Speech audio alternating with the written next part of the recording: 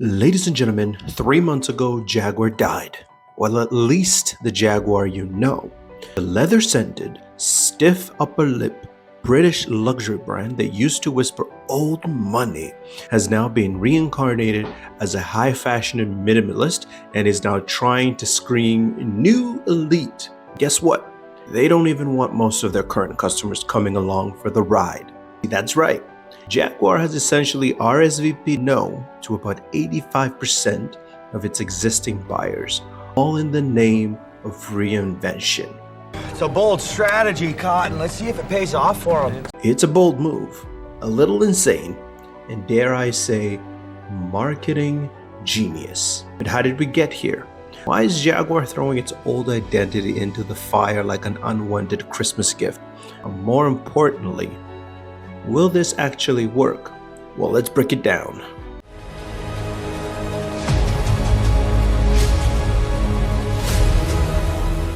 Once upon a time, Jaguar was the car of choice for British aristocrats, successful professionals, and anyone who wanted to pretend they had a trust fund. The brand oozed sophistication, and for a while, it genuinely held its own against the Germans.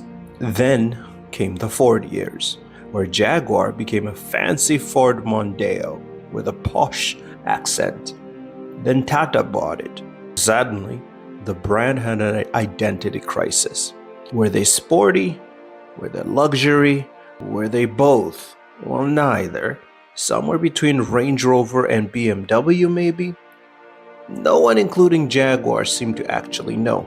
And customers, they noticed. So how bad is it? Well, in 2024, Jaguar sold over 50,000 vehicles worldwide. For context, Bentley, yes, the brand known for making ultra-exclusive rolling penthouses, sold about 14,000 vehicles in the first half of 2024 alone. And Mercedes, BMW, well, they're clocking in at over 2 million sales each year. Jaguar is not just lagging, they're practically a rounding error in the luxury car world. This rebrand is not just about ambition, it's about survival.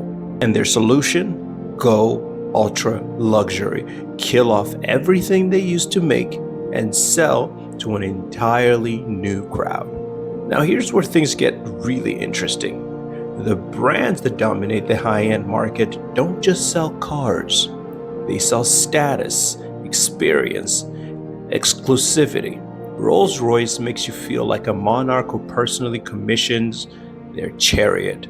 Bentley lets you pick leather from cows that were probably massaged daily. Ferrari? Well, they make sure you beg to even be considered for ownership. Jaguar? Well, they used to sell you a rebranded Ford with a little more walnut trim. Now they want to enter the ultra-luxury space. But the real question is, can they convince buyers they belong here? Now here's the masterstroke, or the madness. Jaguar's strategy isn't just about raising prices. It's about burning the old Jaguar to the ground. They're embracing a fully electric, hyper-luxury future. No more sports sedans, no more SUVs, just a few ultra-premium models with price tags that rival Bentleys and Aston Martin. And they don't even want their old customers. You see, Jaguar's Rodden Glover straight out admitted that they expect that only 10 to 15% of existing customers are going to follow them into this new era. The rest, well, Jaguar doesn't care.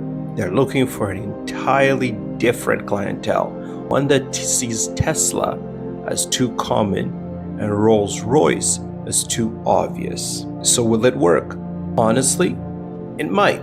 If Jaguar can convince the ultra-rich that their new models are must-have luxury statements, they might just carve out a niche. But the risk? Alienating every loyal customer they've ever had and competing in a space dominated by brands with deeper pockets and stronger reputations? One thing's for sure.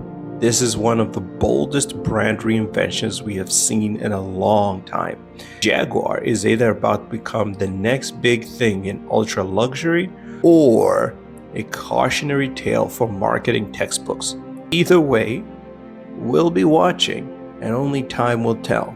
So what do you think? Is this marketing genius or brand suicide? Most people seem to think that this is brand suicide, but let me know in the comments. You've had a couple of months to digest, you've seen the concept, so what are your thoughts? And don't forget to subscribe for more deep dives into the world of business and branding.